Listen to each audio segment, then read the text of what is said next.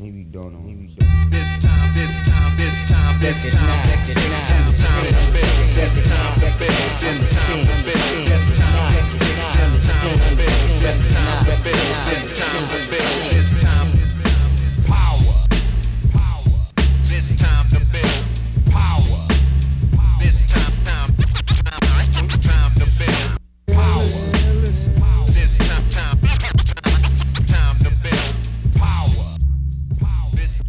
What's up, everybody? I am your host, Chris Hampton. Welcome to episode 145 of the Power Company Podcast, brought to you by PowerCompanyClimbing.com. I am inlander for another few days, and then I'm headed out onto the road for a few weeks. First, I will be stopping at Climb Murfreesboro for the Performance Climbing Coach Seminar. If you haven't signed up, I believe there are a couple of seats left. You should go do that right now, especially if you're in the Nashville area, anywhere in Tennessee, frankly. It's a short trip for you. After that, I will be at Rocktoberfest in the Red River Gorge, emceeing the event. Once again, I've been there since the beginning. I'm not going to be changing that this year. And then I will be at Climb Time Oakley in Cincinnati on the 15th and the 16th of October. On the 15th will be a free presentation. I'll be giving a talk that I've been working on called Making Connections, the big lessons that I've learned over 200 hours of making this damn thing. There are lots of them. Hopefully this show is going to be bigger. I'm going to be workshopping it a little bit at select locations coming up soon. First in Climb Time Oakley. And on the 16th, I'll be doing our Boulder Better workshop. Spaces are limited. As of this recording, there are 3 spaces left.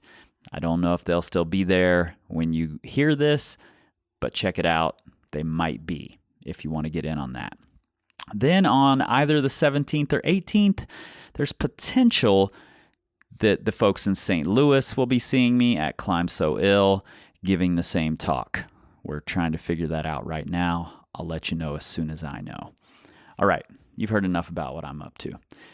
Let's talk about this episode. This one is a special one, and it's something I'm really fascinated by, these climbing communities and what makes them tick and why they stick together the way they do and why they form the way they do. Now, before I went to Australia this past spring, I did a little research and discovered that pretty much a who's who of Australian climbing lives in a small town called Blackheath in the Blue Mountains. And I knew some of those folks, and I had gotten to know a few others over the internet, and I wanted to sit down with a big group of them. So I sent out Instagram messages to people I didn't know and created this group and just tried to get everybody to show up on one date, which is hard to do, to get everybody in one place at one time to have a conversation. And for those of you who may not know all the names of the Australian climbers, because over here in the U.S. we just don't pay that much attention to elsewhere. Who knows why? Anyway, I mentioned this group of people to a climber that I met in Arapiles while I was there climbing, and when I named the people in the conversation, his eyes got big and he said, "That's a room full of superheroes." And he's pretty much right. Sitting in the room with me that day were Tom O'Halloran, Amanda Watts, Julian Saunders, Lee Cossey, Andrea Lee and Sam Cujes, David Brailey, and Vince Day. And that's by no means every amazing climber in Blackheath. I met quite a few more while I was there, and there are a few I didn't get to meet. But I do think that it's a decent representation of the community there and of the values that this community has. So first, because there's so many voices in this podcast, and I've never done anything like this, it's just a room full of people talking. Let's hear the voices, let's meet the people, and then we'll get into this thing. I'm Tom O'Halloran, and I started climbing in 2004 and moved to the Blue Mountains nearly 10 years ago now, and pretty psyched that this is my home. And you have a podcast. I have a podcast, with Amanda, Baffled A's. Yeah. Everyone should listen to that. Yeah. Everyone should. Yeah. If you want more Australian non-accent chin wagging. Yeah. I'm Amanda Watts. Been living in the Blue Mountains for 20 years before rock climbing. And I've got a 5-year-old nearly daughter with Tom O'Halloran. And you're a dietitian. I am a dietitian and I do online consultations. Yes. Perfect. And she's good. I'm Cossey. I'm a physiotherapist. Been climbing about 25 years. My wife and I have a 4-month-old boy, Max. And that's about it really. When you run the Move Clinic We run a Move Clinic, that's where I practice as a physiotherapist and Andrea, the exercise physiologist. And we also run a small climbing gym called Camp Street Climbing in Katoomba. And I work at the Move Clinic as well. Yeah. Do you really? I didn't know that. I do. On Thursday. And Lee's done more first ascents of routes, like probably 32 and harder than anyone else in the country. Except Tom. Yeah. You've done far more! I don't think so. Lee's the pioneer and absolute Australian climbing hero. I'm Dave Brailey. Kangaroo puncher.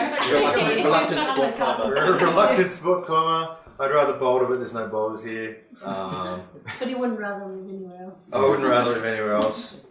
Hustle and bustle's too great. There's bouldering on. I like my friends and family here and the quiet life. So why would you go anywhere else? Sam Cujes, I'm a marketing consultant. Probably my husband Lee and I are probably the newer members of the community here. We're just approaching 4 years, so pretty new and absolutely love it. I'm Andrea.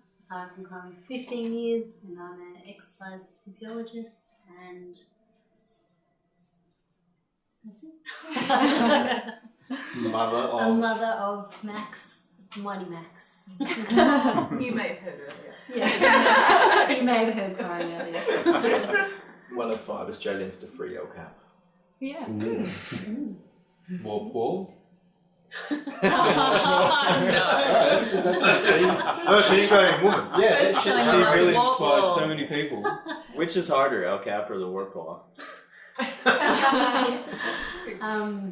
What would you rather do again? Which is harder. What's the office or the wall? I almost said I'd rather give birth again more than do the monster again. That's it. We'll leave it at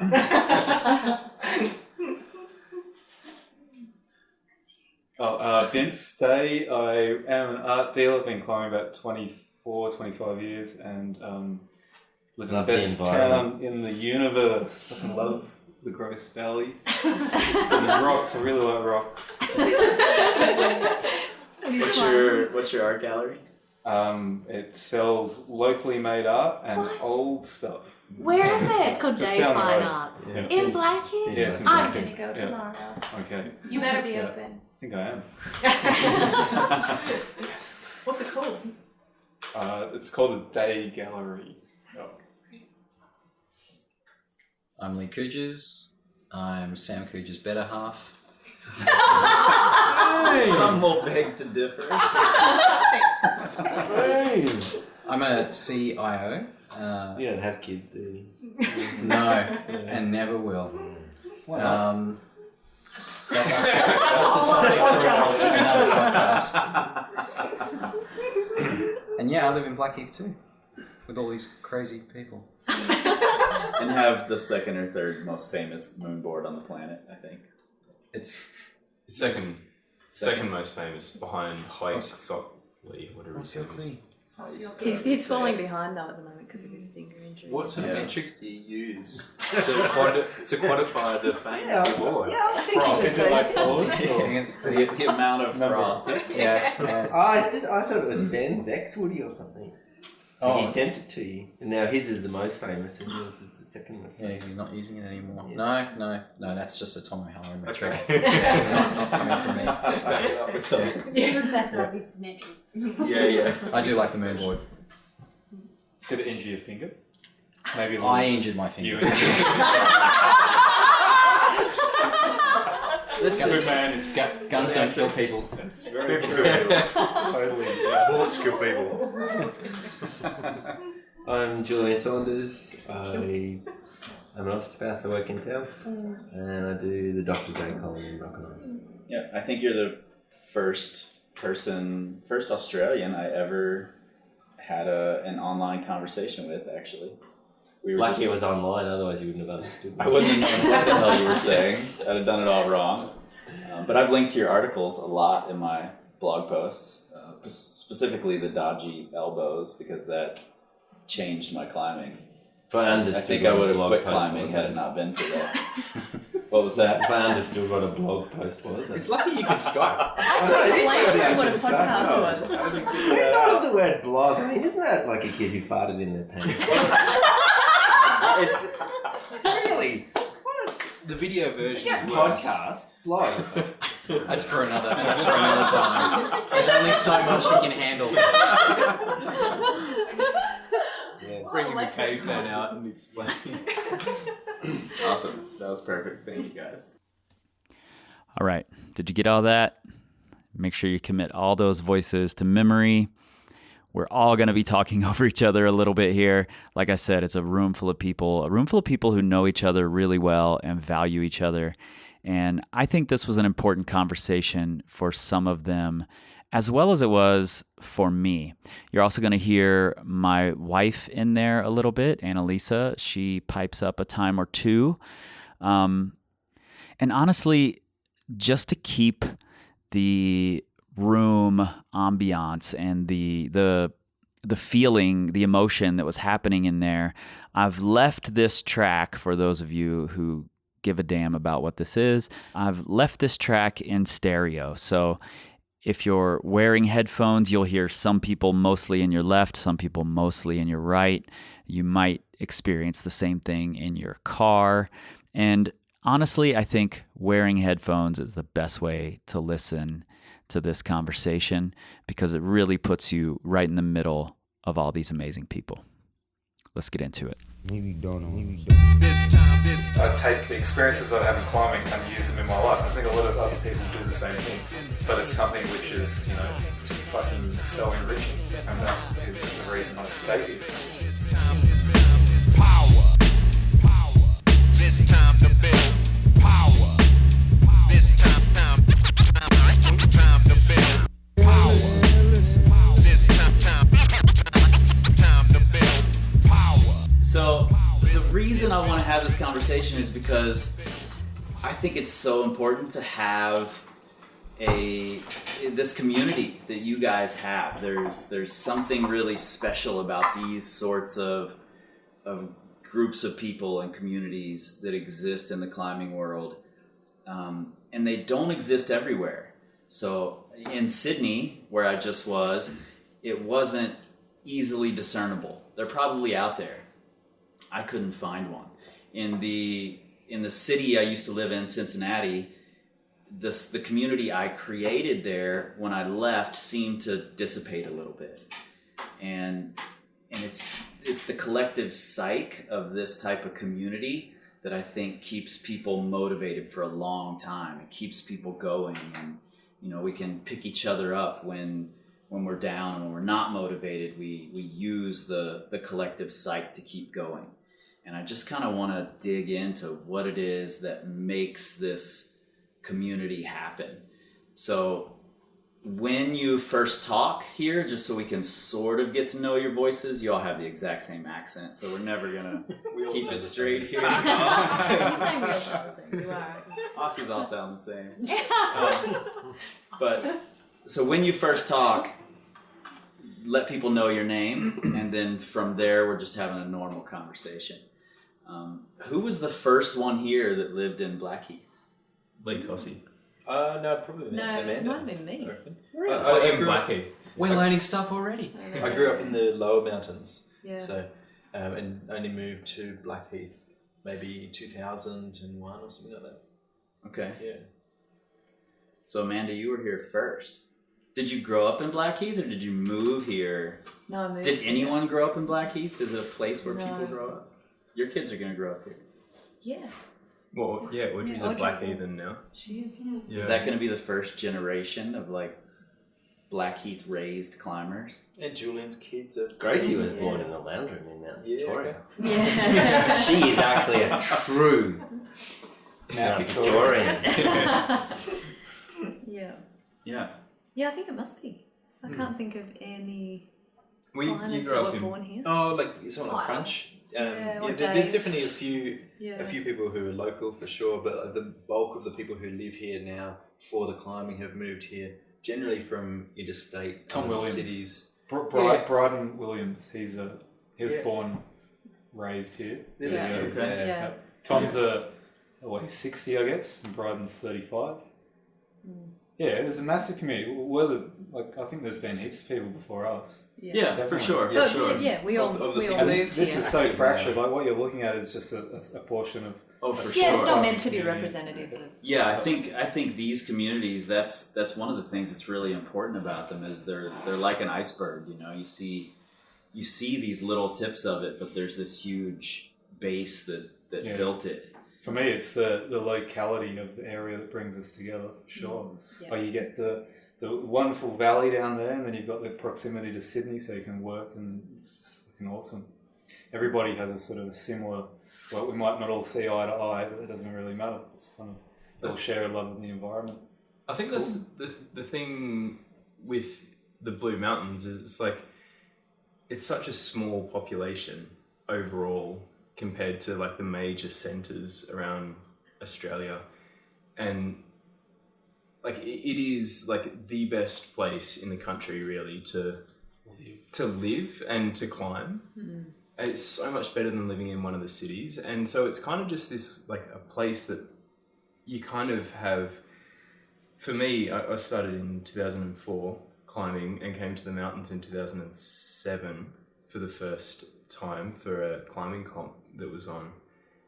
And just remember thinking that it's like, man, one day if I moved here, that would just be the best. But it was just this like off in the air idea that like one day that would happen, because I knew no one that had done that before.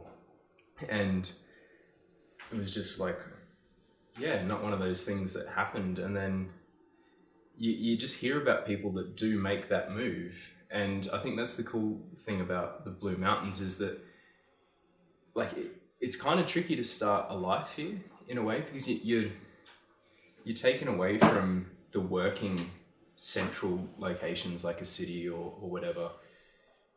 So you need to really be psyched to be here. Be dedicated. Be dedicated to making climbing part of your life. Well, you've got to make your work work. Yeah, So you and can't, if you want your 9 to 5 job, Monday to Friday in an office in Sydney, it's not going to work for you. But I think that's then the cool thing with everyone that's moved here is kind of like they're looking to do something different. Like they're not like looking to go and just punch the clock. Like everyone in this room basically is in some way like an entrepreneur or small business owner or like doing something different. From moving here in the Necessity, first yeah. instance. Yeah. But I think that's We the all cool moved thing. here in the first instance and went, right, But what am I going to do? But Why I have think you it come? attracts that kind of person though. I didn't because actually you do that. wouldn't move Because you here wouldn't move if you didn't. you were that. Yeah, if you were in that way inclined, like if you were looking for an easy thing, you wouldn't move here. Why did you come here? For rock Because- climbing. For rock climbing. And what was the thing that dragged you here from Brisbane? Rock climbing. Rock climbing, but I knew What one else? person, and that was it. And I was like, I want to change something. so it was the community of people that climb rocks here, or was it the rocks? I think Sort it's the of- combination. I think it's because, the combo. Yeah, because It's when the I combo. moved here, yeah, Definitely, it is. because Yeah. when I was in Melbourne Yeah. and we had our second kid on the way, the Grampians was not working out. 4 hours away. 4 hours Yeah. away, so we were like, right, we are ditching it. We either move closer to the cliff and somewhere where I can practice, which was mostly rock climbers, Yeah. or we take up cycling. Fuck that. That was never going to happen. Because, you know, all our mates were buying these fancy bikes. And you've just gotten It's out like, of the no, Lycra-clad we 90s must climbing. leave. And for us, it's like, okay, we're going to the Blue Mountains. So would it because be- that is the only community where there is actually a community as opposed to a larger population that has climbers in it, not a climbing community. Right. This as is an enclave outsider, of climbers. as an outsider looking in, we don't hear much about the Blue Mountains. We don't hear about Blackheath. We hear about the Grampians and Arapiles. You know, those are the famous Because we keep Australian it a areas. secret. It's not going to be a secret now. He said it's never been published. We're going to kill you after this. You're done. I'll get it to the internet before you can get me out. It's live streaming. So, why not move to the Grampians? What is it about there that they can't support a community? There is not a big enough, for me, there was not a big enough population that was climbers. Gotcha. But, okay, there is a threshold where... What are you saying? Of acceptable. it's a town population. You've got to finish Threshold the of numbers sentence. where a community will work, where you can have small enclaves within a community that has a voice that is not one person. And the collective voice has some force. If you go to Natty Monk, you are minus a number of people in any given enclave, and then you just go one-on-one. And that's going to go pear-shaped. That's Natty Monk. Simon No, I'm Mintz, just saying the it's a shithole. community is too small for the community to make all those voices work, to negotiate them. So what Because voices do eventually- you need for a More than community one. to work? The ones what in the are walls? the roles that are important for a community like this to have? In this room right now, there's a lot of diverse roles. Some we don't There's a lot of strong necessarily voices need, in this room, I'd say. but yeah, what's necessary? Rocks out there.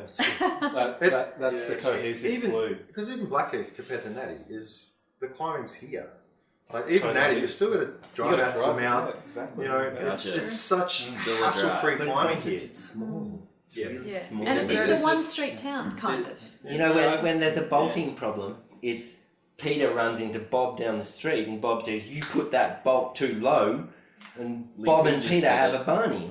Yeah. Yeah, there's a bit more. Yeah, Takes we a have few our months. differences, but there's a negotiation that takes place because there is more than one voice in any given situation. And it's only by having an internal conversation that we all kind of mash along, generally speaking. Yeah, I love that. It's great. When there are all those different voices, where does the mutual respect come from? Because oftentimes in a situation where there are lots of voices, it just becomes a shouting match. Yeah, you just battle. hope that there's one rational person and that they're going to step in. Who's the rational person here? I've gotten phone calls from Julian. There's many people who can step in. And maybe we've all stepped in at different times and gone, guys, settle down a little bit. At the end of the day, though, I think we're all here because we love those rocks out there. Yes. And that's pretty Absolutely, much it. Yeah, for There's sure. so many of them up here, and Exactly. you can climb here most of the year round. So that's probably the worst thing about, say, something like the Grampians is not enough climbing, and it's terrible for close to half the year. Yeah. And finally, there's Peace. not enough people. There's not enough people there. Yeah. The women I are think just- we'd all love to live in the Grampians if there was sufficient work capacity. and it's just brutal for 6 months of the year down there. Yeah. And there's Like not 40 Compared to degrees. here. Yes. And you want 4 hours from a city versus an hour and a half. It's so much smaller than this, though. The Grampians is miniature. 1 year, yeah. Yeah, we've bolted and climbed probably 2% of the rock around here. And, you know, it also lends itself to slacklining, base jumping, canyoning, mountain bike riding, Road jiu-jitsu. Ultra running. All sorts of All sorts of Plenty of like- jiu-jitsu. Yeah, eating food. You can drink coffee. Yeah. Drink a coffee, beat the cliff, Diamond Falls. You have probably 6 million options. Your coffee can still be hot. It when can, you get- exactly, and you can be standing under a massively wide crack, or the hardest route, or the slabbiest slab. with a warm 2 minutes. Yeah, with warm coffee. Yeah. Within reason. Stuff Well, that's it, yeah. you guys experienced it the other day. Have an 8-hour workday.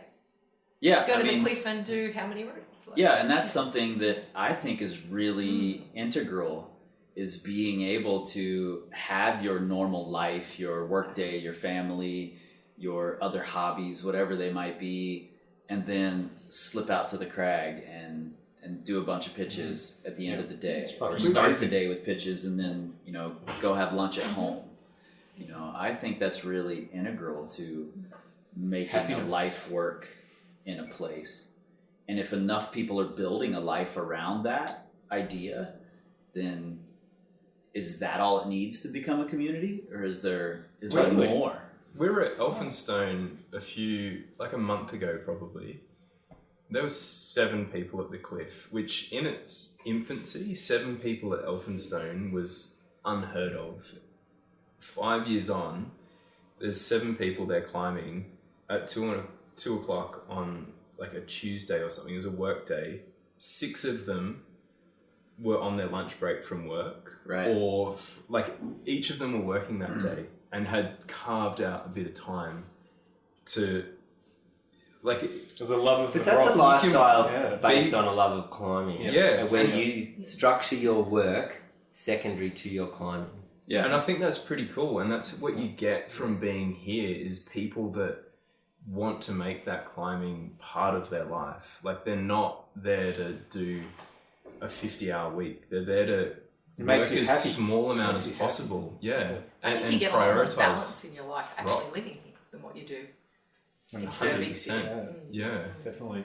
I think it's really cool that we get that here. Like it's so you different like to climbing. what the rest of the country's on about. Is it because everyone's moved here with climbing in mind, though? I think so.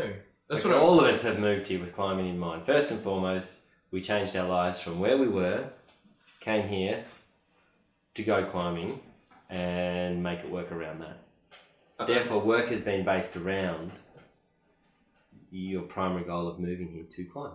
And any kind of financial security is secondary to making rock climbing number one, because that's what makes you happy.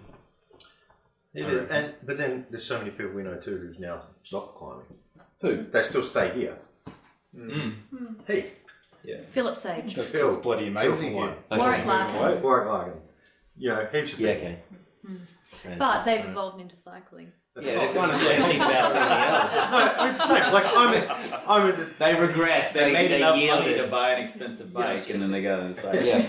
I don't really climb that much anymore, but I wouldn't live anywhere else. No way. Because you're part of the community. Yeah, this is my community. And it's not just climbing, I don't think. There's so many different people here. For me, I look around and I see it. It's a love of the outdoors. If you don't experience something good out there, you're not living in Blackheath, that's for sure. You're going to be doing something somewhere else. It's all about people who, I guess, are passionate about what they do in their life, whether it be climbing, whether it be... It's something to do with that valley or some rocks or, you know, it's yeah. And in terms of money, I like money. As climbing as a hobby is so fulfilling for me now, whereas it's not really my life, but it's something which I learn experience. I take the experiences that I have in climbing and use them in my life, and I think a lot of other people do the same thing in this community. It can't be something which is all encompassing, but it's something which is, you know, it's fucking so enriching, and that is the reason I stay here. I'm pretty sure a lot of people would feel that way. It's about a love of the environment and satisfaction of life. Yeah. Whether that be climbing, fucking walking, whatever, going over man-made. You're trying to just drop the mic and end the podcast right now, aren't you? No, but the facets that's that come off perfect. that are bloody...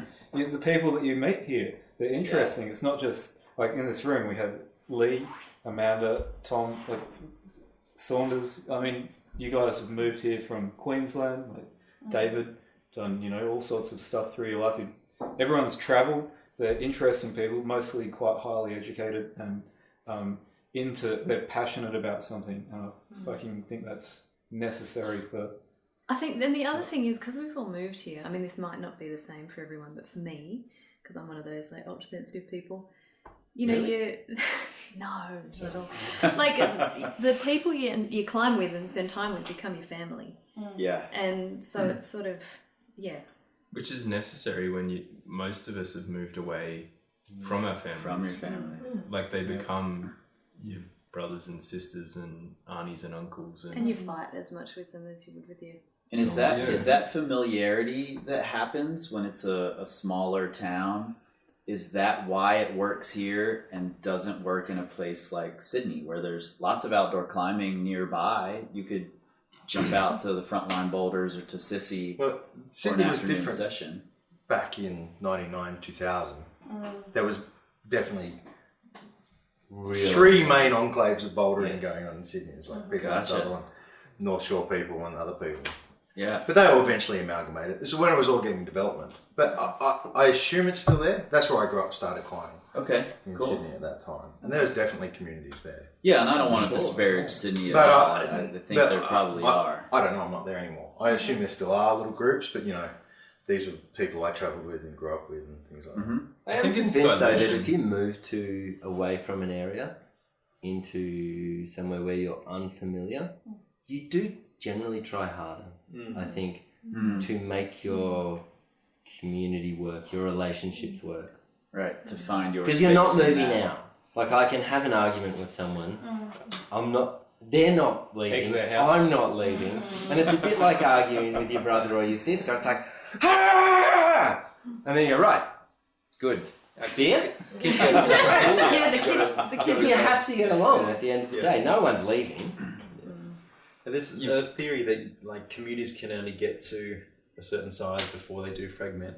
I think that sort of example in Sydney is a good example of that. Once it exceeded that kind of, like, they say about 150 people, for any one person, you can't really be acquainted to more than that. And so once a community grows to a certain size, it is destined to fragment. And I think Julian's like example too of it being, you actually kind of geographically relocating to an area where you just, either you make friends or you kind of, it's not sustainable. I think those two factors together really hold together. Right. We were trying to surmise before how many climbers there were, literally in Blackheath, or surrounding suburbs, and it probably sits around that mark. Active climbers, probably more. What do you reckon? How many? It depends what you define, but I would say active climbers, at least once a week, once a fortnight, 500 between Katoomba and Mount Beach. No, There's only 5,000 people that live in Blackheath, No. so You're would have been a bit easier to run, hey? Yeah, wouldn't it? 500? There would be for sure. No, because if you think about when Okay. we built the BBC, like the bouldering, so the bouldering club in Blackheath, a lot of us. scratching to get 200, 50. No, there were 50 of us. No, the original was for people 50 who are like, members. all right, let's. Oh no, but forget the bolo. Active but climb- as once a an week. example of how many climbers there are. And who that are at the going up time, pretty much was 90% of people who were climbing went, I mean, Except for the TAFE people and the people who go out to Mount York and Piddington and climb 19. yeah, but they're not our friends. No, but that's rock climbing. As like at the start, we were just talking about, there's a tip of an iceberg, and then there's like a whole big community underneath it. Of climbers. There's people climbing that, we don't know, but you can only assume there's. Yeah. More so in recent years, I guess, I do. You hear people say, "Oh, do you know Lisa and Bob?" And you're like, "Yeah, no, I don't actually. That's odd." Like, yeah, they've been climbing. I was climbing with them down at Shipley yesterday. I'm like, really? They've been here for 6 months. no, Yeah. but That's 8 years these ago, days. That didn't happen. the climbing community tripled up here, I think. Really? Yep. Yeah, Was there there were a lot something of- that happened 8 years ago that I don't caused it? know. Oh, maybe not that specifically, but It's grown since then. It was Accelerated, quite yeah. stable for a period of time. We all saw each other at the same parties. Yeah. You sort of had a bigger party and everyone was there, and there'd be punch-ups occasionally. But everyone sorted it out. People pointing at other people here. I love it. It was And quite laughing. competitive. What was the competitive nature though? Just in that? jostling, for For position. for position, not position. really? No. God, I missed that. No, you were totally in it for sure. Really? Probably in Melbourne Hay. Yeah. No, dude, I was top dog. at least on your one-man pile. Yeah. That's right. Internet sprays. It was all happening. I think the community grew here a lot because of being able to work remotely. Yeah. Oh, sure. People have been able to Yes. work remotely, Yeah. which then has created a whole infrastructure for other people needed in the community. So Massive. we now need physios, dietitians. I'm a carpenter, so there's more work for me. Yeah, people moving in that need a carpenter. Definitely. And I guess I know personally a handful of people who work via the Home. internet. Yeah. I wouldn't be They there go if to- I couldn't work. They remotely. go to the city Yeah. once a day, so once a week. Not once a day. That would not Quite be working remotely, would it? But I think then Living it's given that opportunity to work. And Yeah, pursue what you want to pursue. Be that's it- a really, really good It's point. it is probably a product of like people being able to do stuff online. even Exactly Josie, who what works is osteo and hands on people, he has plenty of online work, don't you?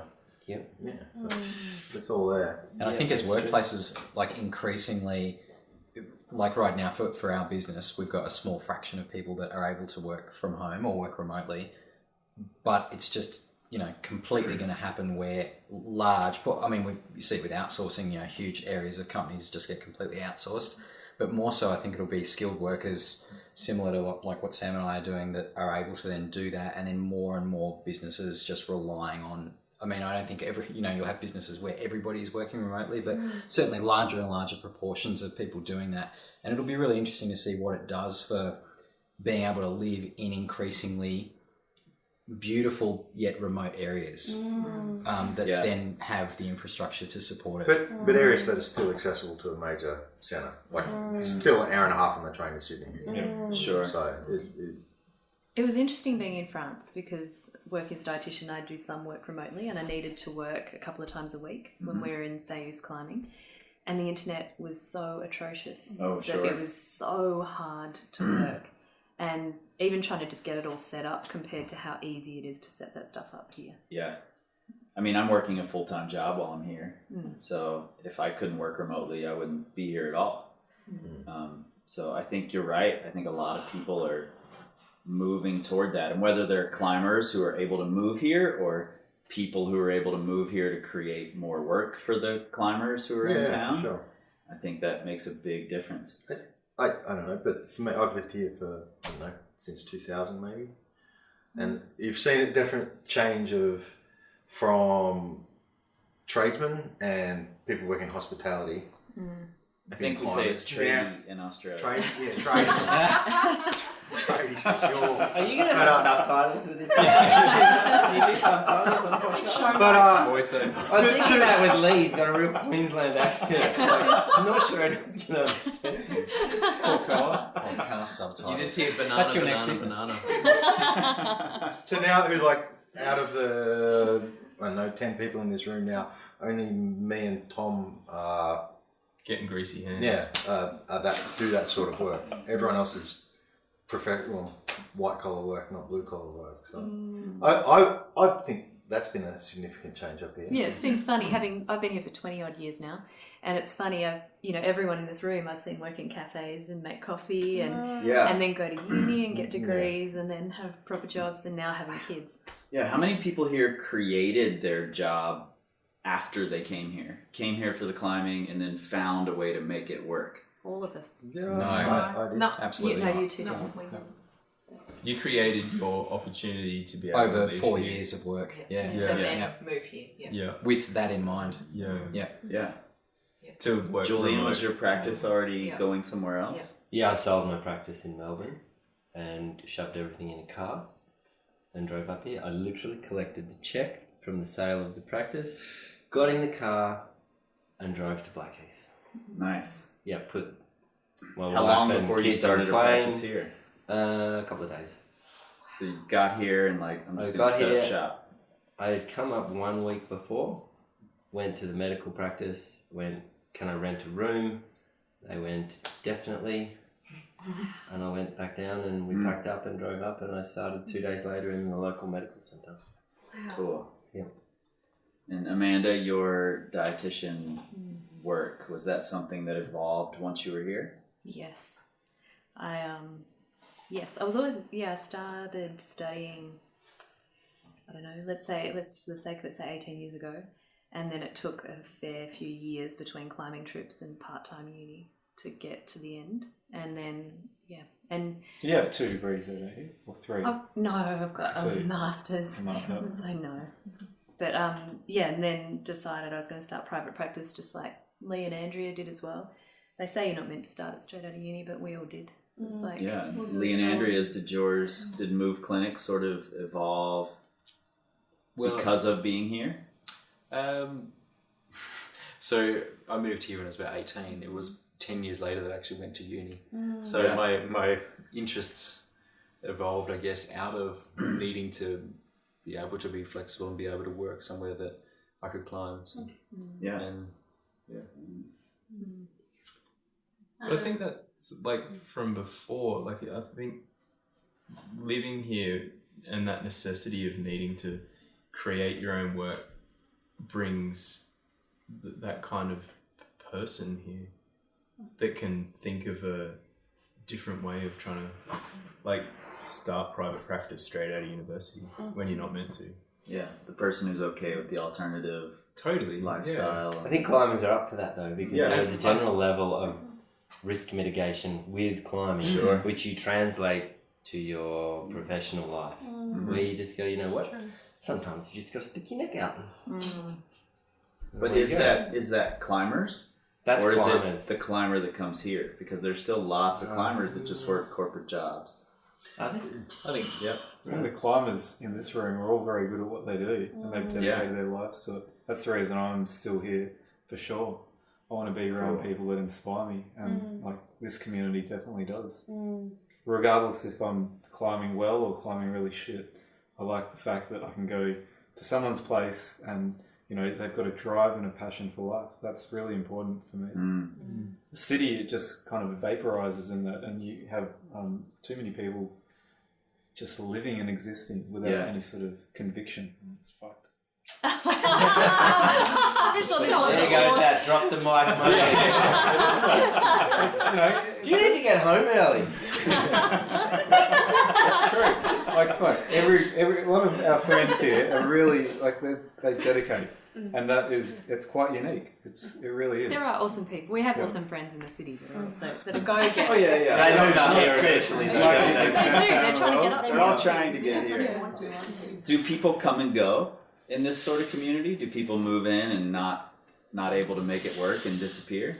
Not that often. Not that really. I mean, Grant and Beck were the only two that I think really have come up here, stayed for a few years, and then actually left. But they did incredibly well financially, so they were all... That's true, they were working. Yeah, no, they did. Always back to money. Well, that's the reason that they left. Like, they saw an opportunity. Hobart was doing that with the property market. Yeah. They were at the peak of their housing. Didn't they have some climbing injuries as well? Yeah. But honestly, I think it's family too. Like those most people go back to family. If the family are somewhere else and you're that way inclined to... They took up cycling, didn't they? That too. But you can cycling and finger injuries. They took But their jobs were... Grant was working for 6 years as a house renovator. Yeah. So flipping house after house, it worked. It was perfect for them to leave at that point. Yeah, they should leave at the top. Yeah, but as a general rule, it's pretty much a vortex. Once you sort of you settle here, you stay. And let's face it, a lot of us knew each other a long time before we moved here. Yeah, sure. Okay. Did you know each other from coming here for weekend trips? Mainly the Grampians, actually. I think a lot of us met in the Grampians. Yeah. Actually, it probably was the Grampians. Yeah, that's the first place I met you, Julian, was in the Grampians. Yeah, you're right. It probably was down there. These guys, there would be a big Easter trip of Blue Mountains climbers to the Grampians, Mount Stapleton. There would just be this onslaught. And every year it was the same. And I think that's why I moved up here. I knew a lot of these people already. Okay. And it's almost like moving into your friend's backyard. Really. Well, the Blue Mountains climbers moved to the Grampians. I think the Queensland climbers moved down to the Blue Mountains. For Easter. And we all got a little taste of how good it could be here. Yeah. Tasmanians end up at Queensland and Antarctica and... don't come back. So can we talk about the bolo for a minute? I think it's interesting that I see in a lot of places in the States where there is year-round climbing, it's tough to get people indoors at all, or to train at all, or to really take that part of climbing seriously. How did the bolo come about? Because it's what I consider the way a training gym should be built. A training for climbing gym should be built. So Warwick, who doesn't climb anymore, he had a small woodie at his house, and I would go over there on a Thursday night and train, and it was brutally cold. And over the period of maybe 6 months, we were just kind of chatting. It's like, oh man, we've got to get a better place to train. Mm-hmm. The bolo was derelict, and I called the owner, which was a company in Katoomba, a not-for-profit company, and said, can we lease it? And after a couple of years, they said yes. And So then, you kept on them for a while. yeah, 3 times I approached them to try and get it. Eventually they agreed, and we came up with a figure. I leased it off them. And pretty much the whole community was immediately behind it.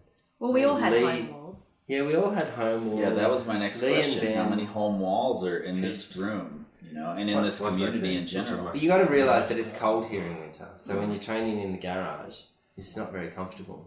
And the whole premise was around having a big facility where we would be warm, and there'd be kind of a community that there wasn't all these little fractured, small walls around. And really Lee and Ben got on board super fast. And we kind of came up with this design, and then we just emailed all our friends and said, who's in? And we got 40, I think I figured out the threshold was about 40 people, and we could make it work if we halved the building, leased out the other half, and built a climbing wall in the half that wasn't let out. So it was this whole balance of... So you ended up buying the building? Yeah, 3 or 4, 5 years later I bought the building. But initially it was just a 10-year lease. And I was like, oh, here we go. Yeah. This is a bit nervy. Yeah. But at the time it felt like there's enough behind it to make it work. And lots we all of people built got it behind it. with our We all bare built it. hands. Yep. We had working bees. There were emails. Amanda was central to all right, everybody, I don't know how. board. I don't know how. We haven't the energy seen for that. A, B, C, and D down there that week. Come on, get on in. There needs to be cleaning. There'd be a job list sent out, and it was a real community effort to get it built. And builders, sorry, I woke that one. We had Warwick was a builder, so he would just kind of manage all the build stuff, and people would come in, and there would be roles for everybody. Yeah, there was painting. And then we had working bees. Peanut punching. Yep, peanut punching. Wall design. Yep. Wall design. So it was. Holds. Vince was making holds. Peanut punching, I think. Yeah. It was a real community effort to get that wall up and running. Yeah. And it was. I look back at that and it's like, man, that was insane. How did we get that up and running? It was probably the culmination of the community's greatest moment of just going. I can't imagine getting that many people to cooperate again to do something. No, that like was insane. I still don't understand. Like it was 3 months of hard labour from all of us. Working these every week, Yeah. going down there. No, it was people, there was 30 climbing people time. Come down, Yeah. just knock out. Paint, build. Build, bolt. And the building was so gross. It was like an Oh, old yeah. RSL that. It's really derelict. Yeah, it was gross. But I love that idea that whatever everybody's doing, if there's something that's, there's a psyche that is created by doing that people, that is almost, and it's not self-sustaining because it would eventually peter out, but people want to be involved in something that people are psyched on. So if someone is really psyched, a bit like Vince said before, if somebody's psyched on whatever it is, I want to be involved and I want to, you want to be close to that person and feed off whatever that psyche is at the time. It doesn't have to be climbing. It can be whatever. If there's a whole heap of energy and passion in something, and there was for that evidently, there definitely was. that helps. People It's a really magnet. wanted it, yeah. Well, we No. all love training. I think that's the other thing is a lot of climbers up here love training. Mm-hmm. You asked before why build a wall in a place where you can climb all year round. The climbing here necessitates being strong, and so you can't not train if you want to kind of keep having new routes to do. Right. Like you can't just go out and get fit on the cliff because, as you've probably found, the routes are pretty bouldery, and so you've got to I do think some at that training. time there maybe wasn't so many winter crags. Like now we have more winter crags. If you go back, Maybe you it's just got to go be out more 10 in years winter. now. Maybe you just go out more in winter. Winter's the prime season for me, man. Summer's the off season.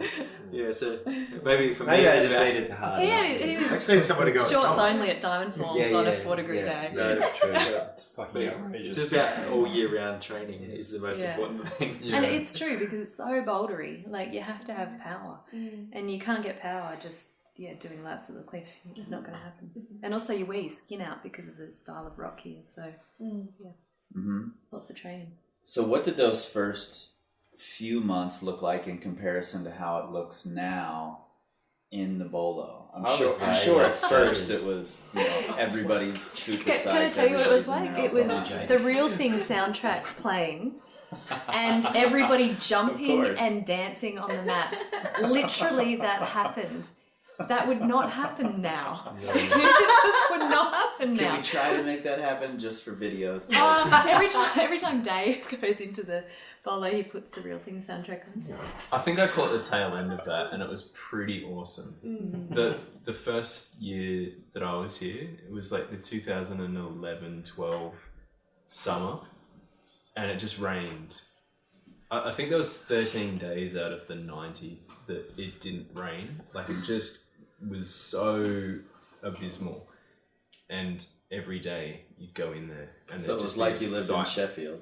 Yeah, I got tendonitis behind my knees from just like pulling on the board with my toes too much. 30-degree Sheffield.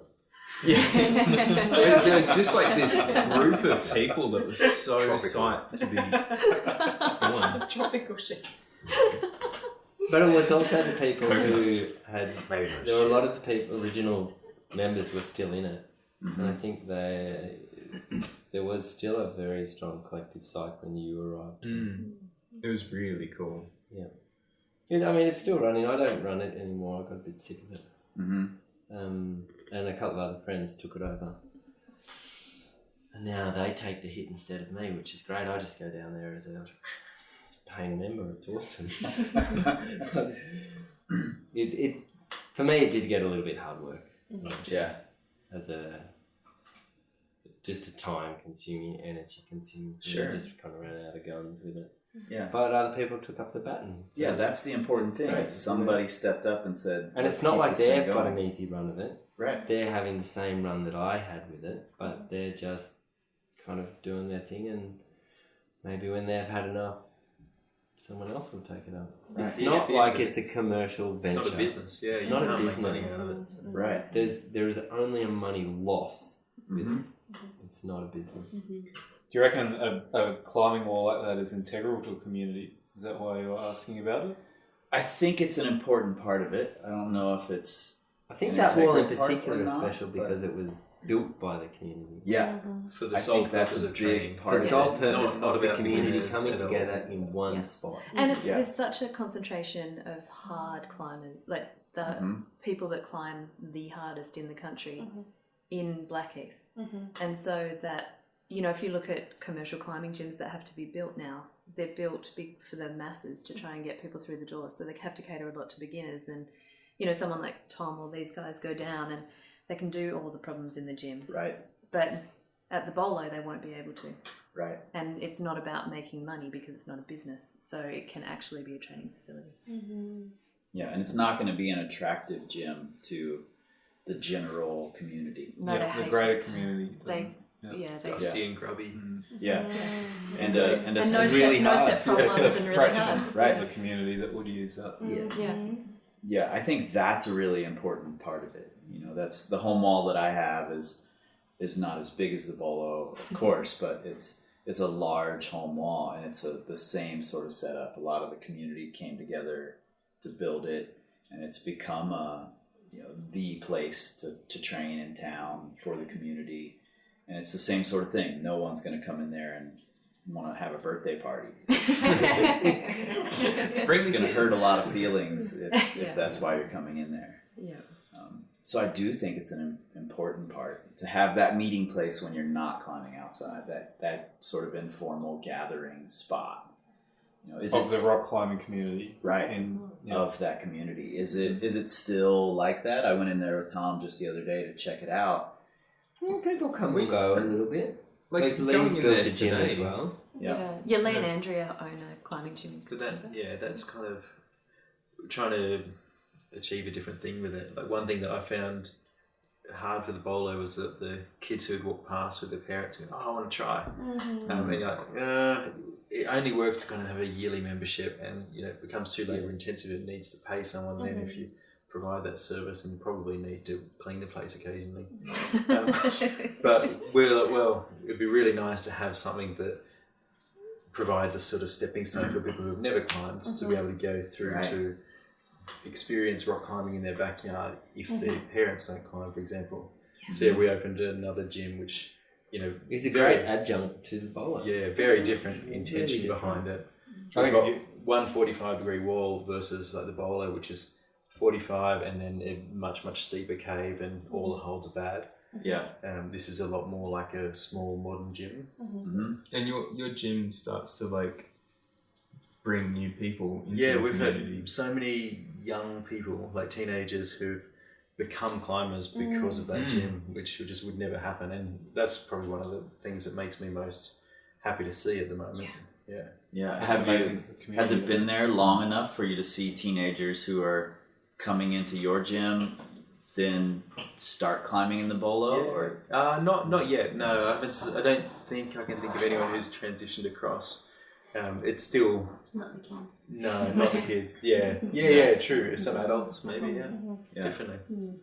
But there's kids that are climbing at your place now that are like they're climbers. climbing proper climbers that are They're going outdoors, which hasn't been happening. Which sounds like not a big deal. Like if you kind of think of it in a city context, but this is still a relatively small community of people. Like we've got about 20,000 people in our immediate kind of catchment, which is very small, and amazing climbing, but no way for someone who isn't the daughter or son of a climber to be able to actually experience what's in the backyard. And it's been interesting because a lot of us have been involved in competition climbing, like the bouldering comps and things like that, and it's only sort of now that I'm starting to notice the junior climbers starting to climb outdoors, because for years there wasn't really a very easy transition. It's tricky, like that idea of, and I think about this a lot, backfill. So with a community, like if we look around the room, like most of us are in our 30s and 40s, but speak for yourself. Just you should have let that slide through. I shall not. But that whole concept of like who's the next cohort coming up? Yeah. And like I see, like when we went to the States, it was really obvious in the gyms, that concept of, and I see it a lot, that every single gym, no matter how small, seemed to have a very big development program of kids and youth climbers that were being that had good resources and that were being coached, and that seemed to flow through into every 10-year bracket of age had a very strong and full cohort of climbers, some of which who stayed indoors, some of which who went outside, some of which who wanted to climb trad, some of who, and it just meant that the backfill process of climbing throughout the generations, using that term in quotes, because I'm thinking of like a 10-year group of people, was there. And yet my observation in Australia is that, there was a pulse for the sort of 20 years. The 90s and early 2000s. Absolutely, and then a really big lull. And it's awesome to now start seeing like some of the stuff that Lee and Andrea are doing and others around the country to, bring youth in, because I think we do have a gap. I honestly do think we've got a gap, like a 10-year gap of really like a dearth of, of climbing talent. in the country. So it was all those climbers in the late 90s and early 2000s that have kind of gone along, got their degrees, got their jobs, then had kids, and now that's the backfill. And there's no one in between. That's a 35-year gap. And they've still got to kind of mature. I don't know if anyone disagrees, but yeah. It's just my I observation. fully agree. Completely. Yeah. You know, I started climbing in my mid to late teens. I was at the cliff with people in the early 20s, and that was the entire crag full of people in the early 20s. Nowadays, it's like it's the people in this room, sort of, and our friends who are, like you say, 30s, maybe 40s, and you know, it's really, really weird shift.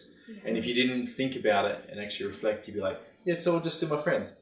Hang on, we're all freaking old. I do that reflection. Speak for yourselves.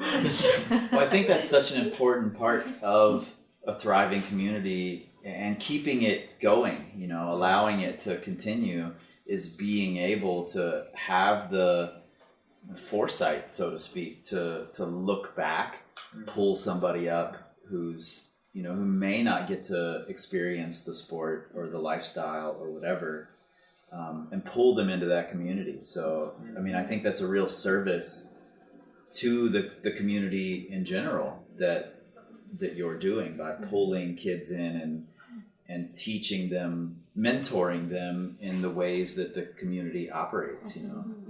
But with that generational thing, would you say that the generation above you was only 10 years? Or do you reckon guys like Micklin that are... Oh, but I guess... You know what I'm saying? Is that generation for climbing, do we hang on to our generation longer? So there's... It's not like football where you're getting new guys every 5 years who can't keep up. There wasn't any way for them to get to the cliff. Yeah. So there's all these gyms in Sydney and there's kids climbing in Sydney, possibly, but they weren't making the jump out to the rock. And I think the thing that Camp Street's doing and these guys transitioning people out to the rock is getting kids from plastic into the outdoors more. Yeah, but there wasn't plastic, I guess. There is now. Sure. You guys have a really good thing. You run school groups through the kiddies classes. I mean, it's fucking amazing. It's awesome. That's how I got My into kids it. don't want to go to the bowler, they want to go to camp. Yeah. I mean, that for me is a community-based thing. I mean, what you're talking about with the training facilities for such a small portion of this community is almost, in some ways, irrelevant in my way of looking at it. Depends what you call community. Like, if you talk about the greater community, that's yeah. one thing, but that's your 20,000 people. No, not the 5,000, greater, but like Blackheath, which has, say, 1,500 people, whatever, around that sort of... You have a lot of different people coexisting. You'll see many different people down the street, all with, you know, a conviction in their life that they're here for something to do, and usually it's the outdoors. I'm probably harping on about this a bit much, but it's the outdoors that brings them together, and it's that passion that keeps them here. And that community is not just hard rock climbing. It's not about training. It's about a love of where you are and a love of what you do, whether that be hard climbing, jumping off cliffs, riding your bike down it's kind of, that's what I see as the cohesive glue in Blackheath. But And do you think Training, there are absolutely, that's cool. You guys dedicate. Yeah, man, these guys dedicate their life. It's fucking nice. And then can I just say, Vince, Like the two facilities serve a different purpose. Like I think for sure. the Bolo needs, it's like a really nice place for hard climbers to stay psyched and train together. And you need those people around you to keep that momentum going. So I think that serves a really important purpose for the community. Oh, for sure. But then also like for us, like especially for me, because I started at a climbing gym indoors and my parents don't climb at all. So that was a way that I got into it, like in a kids squad. And so for us, it was really important for us to be able to have a service for kids that don't have anyone to take them out. And so there's been all these kids come in and now they're so excited and they want fingerboards for their Christmas presents. Sending me videos today of like sending them They projects do and the stuff. projects That's and awesome. they're like they're asking us to teach them how to belay so they can go out by themselves. Like it's really awesome for the community in another way. So it's both. Yeah, I mean, The climbing purpose. community supports, is supporting more and more nowadays. Like not just kind of a dozen home walls, but a couple of bigger facilities. So the which is climbing great. community is not the parameter of our age group. It's No, not no, the group yeah, of exactly. network, it's the community. It's like Are we the talking kids about are the part community? of the community. Are we talking about the climbing community?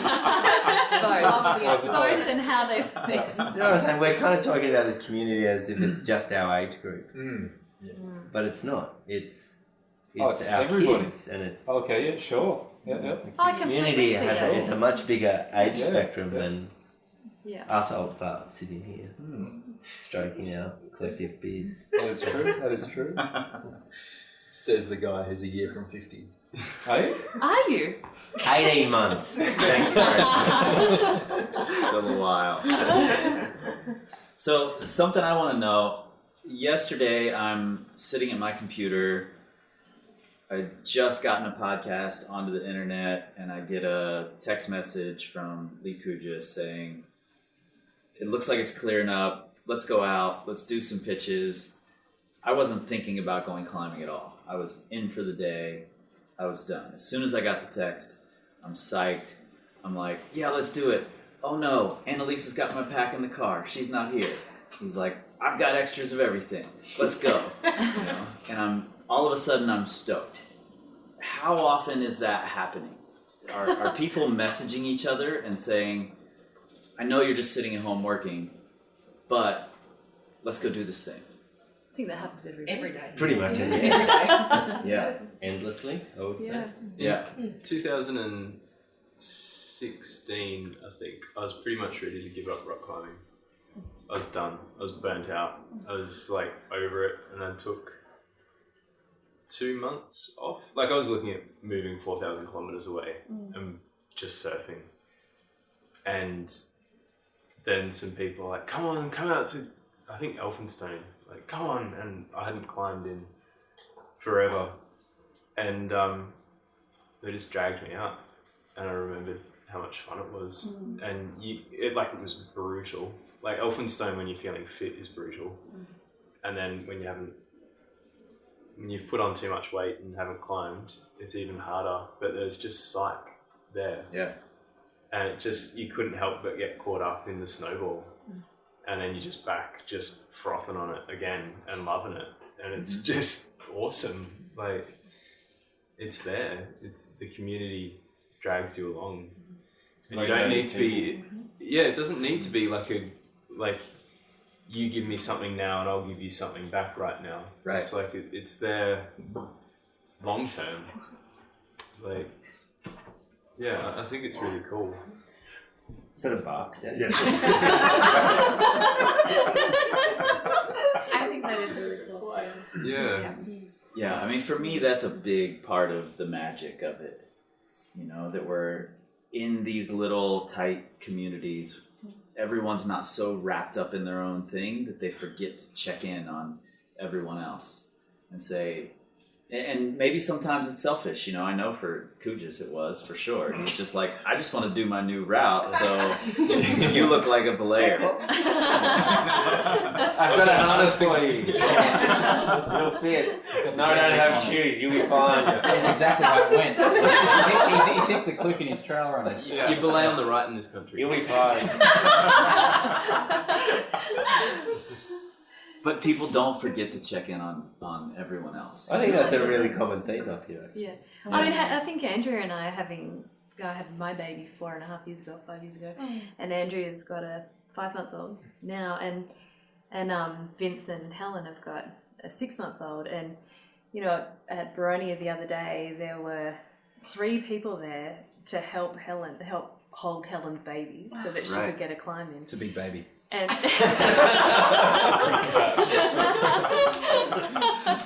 and you know, like I remember Julian and a bunch of people, they dropped food off, you know, for us when we brought Audrey home from the hospital. And I know people sent a text around the other week, and they're like, "Okay, we think we want to make food for Andrea and Lee because they're really busy with stuff at the moment. They've got a young baby.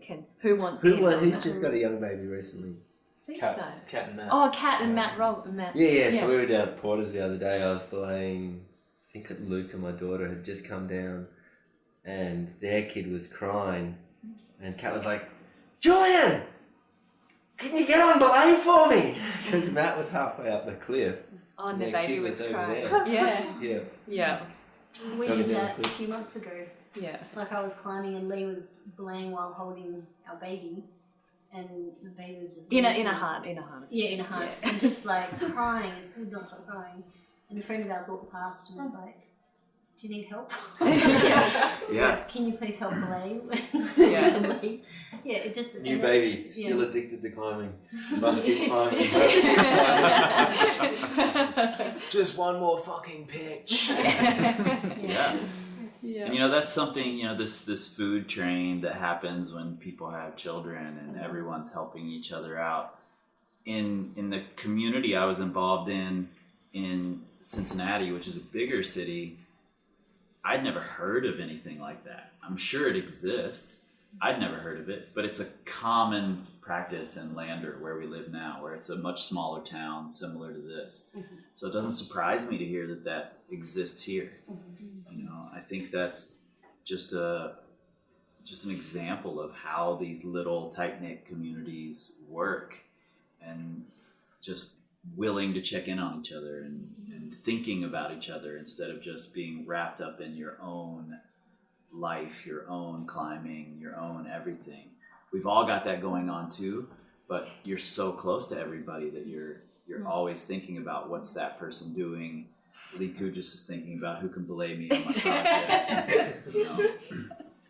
So I also run like a few group classes throughout the week, and like heaps of us come together and do classes together. Yeah. It's really nice. And if someone's not at training, like we're all saying, "Where's Cujes?" What's going on? You you It's text each pretty other. infrequent. I was about to say, he's not the one to point the finger at. I'm a stayer, baby. It's so unusual that you kind of like, well, where is he? Is he sick? Someone dropped Panadol off. Yeah, if he's sick, we got to look after him. That's why last week I just got the flu and then I had dinner delivered to my front door. I'm like, oh my god, like, what's this? I've never had that anywhere when I lived in the city. Like, Well, it is easy here too. Like, I climbed in Sydney. I lived in Sydney and followed in Sydney for a long time.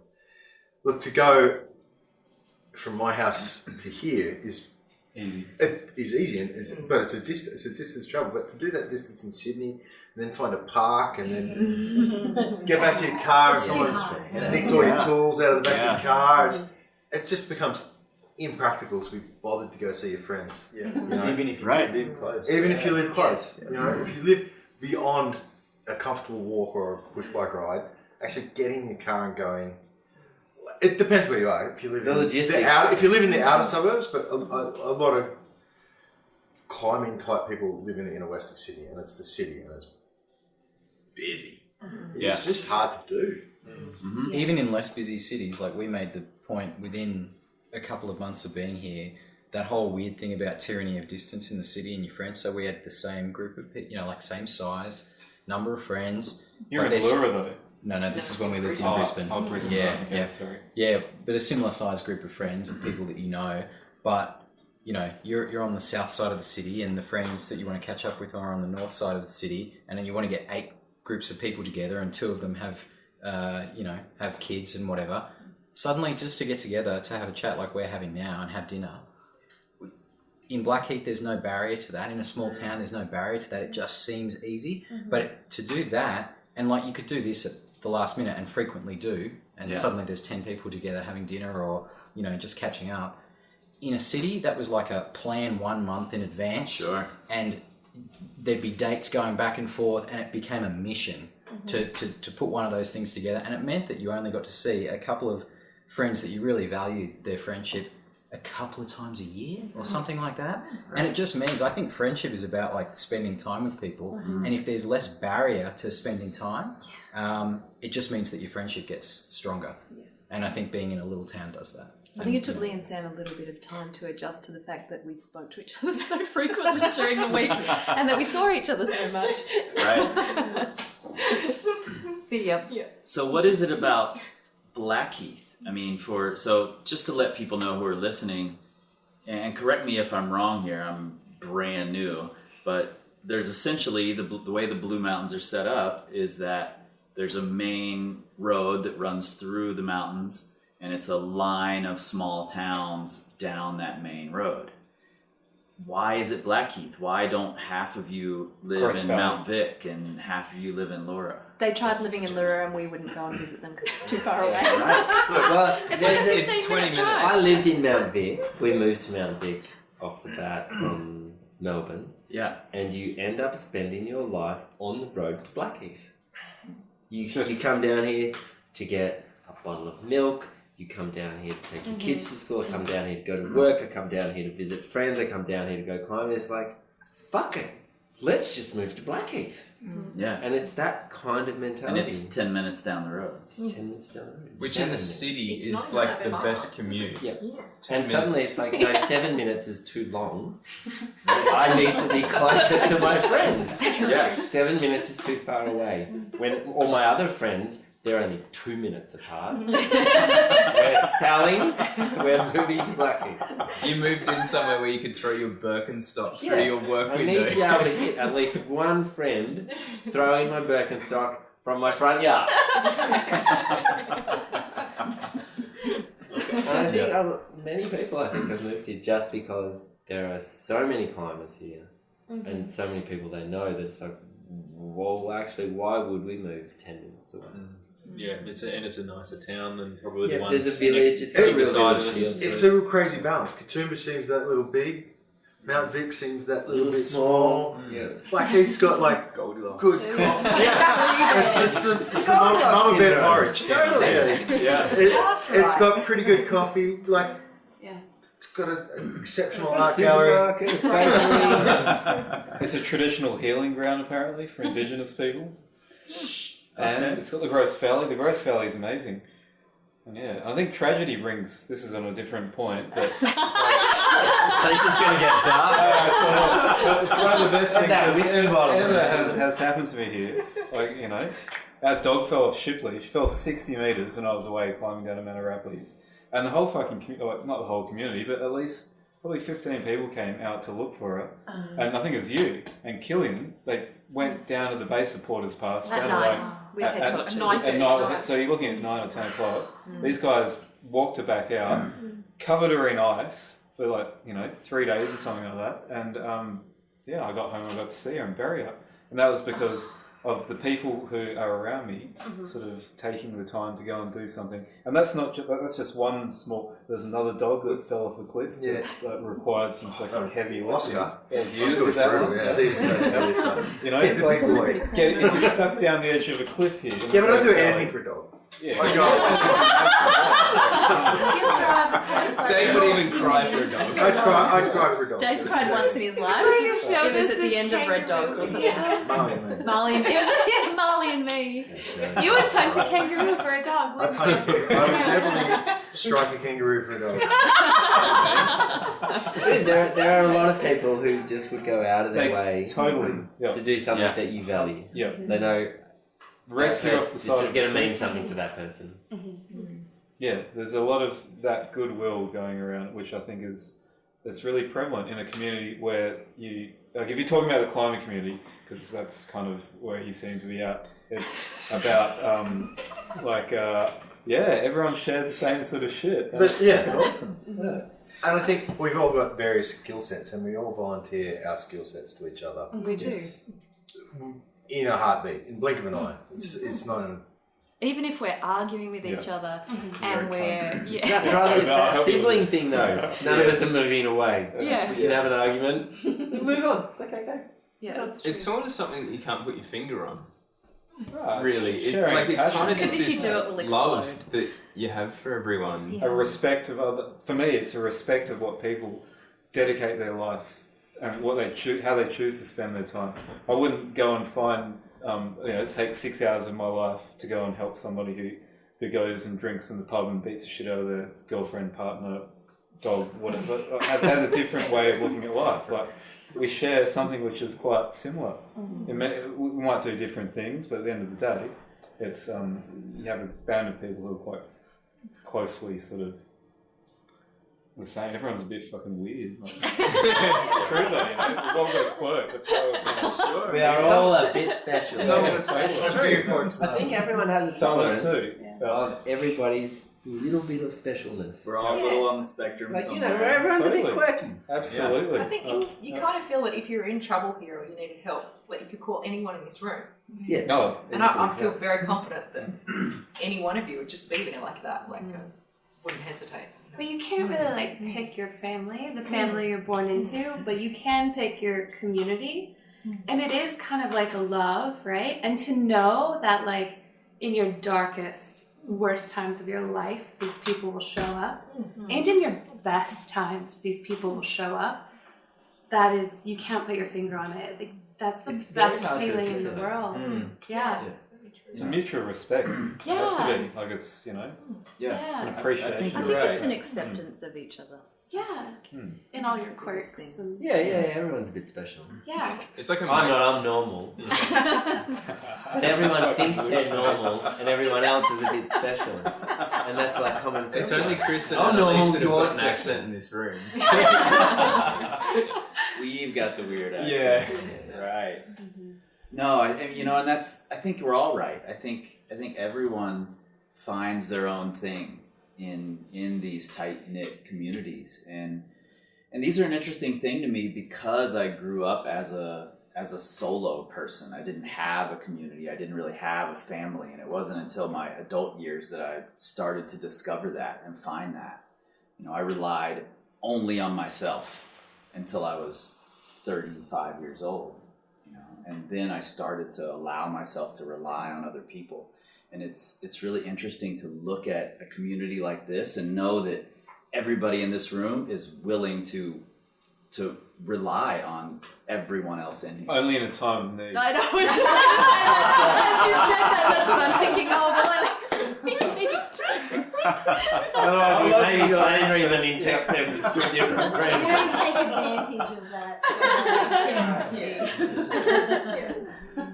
It's funny though that like everyone here, I'm sure we've all put our foot in the wrong pie at some moment, and everyone's like Multiple times. and everyone has like picked each of us up on it. And you go through a bit of a rough patch or whatever, but I think then everyone's still there for you, and they'll pick you up on your silly thing that you've done or whatever it is, but then you're still... Were you going to see each other at the cliff? Yeah, you gotta make pat them shots. over. You gotta kiss and make up. Yeah. And I think I've that's certainly had people pull me up. pretty cool. What the fuck were you doing? It's like, Yeah. well, I was thinking this. Like, whoa, come on. Really? Fine. I'll apologise. And then you move on. Yeah, and it's just there. I think that's cool. I do too. Yeah, I do too, and that's why I wanted to talk to you guys about it, because I could see from a distance there's something special here, and I wanted to jump into the middle of it when I was here and try to decipher what a little bit of that is. So I appreciate all of the feedback and all of the conversation. You all looked really skeptical when we started this thing, and then all I had to do was start talking, and then I just shut up and everyone kept talking, and that's perfect. That's amazing. That's exactly what I wanted to see. So thank you guys a ton for doing it. Yeah. And thanks, Lee and Sam, for bringing that. Wow, that was really, really fun to listen back to. I sort of dreaded it because I knew that the audio was going to be a nightmare to get the levels right. But actually, that was really, really fun. And, I appreciate massively every single person who sat in that room and had that conversation, despite the skeptical looks on their faces when it started. Everyone jumped in and joined in, and it seemed like a good therapy session for some people. Some people learned new things about their neighbors they didn't know, and I think a lot of things just got said that maybe wouldn't have been said out in the open, would have just been left unspoken before, and I appreciate them allowing me to be a part of that. I will link to as many of the people as I can right there in the show notes in your pocket supercomputers. Some of them obviously don't have Instagram, but you'll find links to pretty much all of them in one way or another, even if they're completely internet inept. Julian Saunders. And before I wrap this up, I should definitely say, if you are an Australian climber who just wants to hear a pretty damn good story, listen all the way to the end of this thing.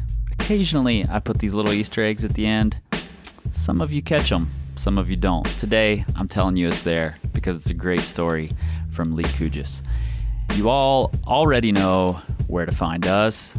You can find us at powercompanyclimbing.com.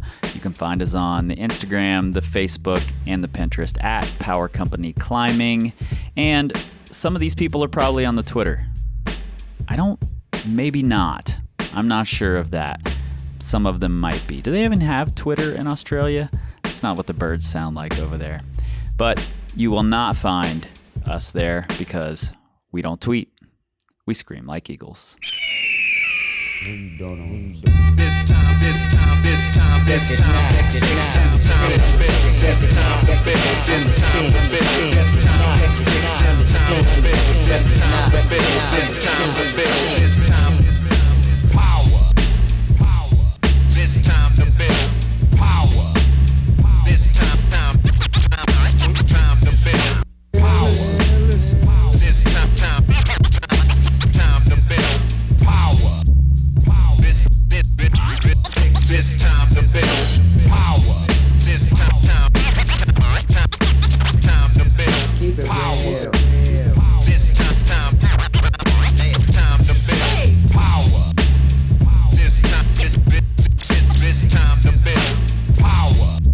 power. This time to build. This time to build. This time to build. This time to build. This time to build. This time to build. This time to build. This time to build. This time to build. This time.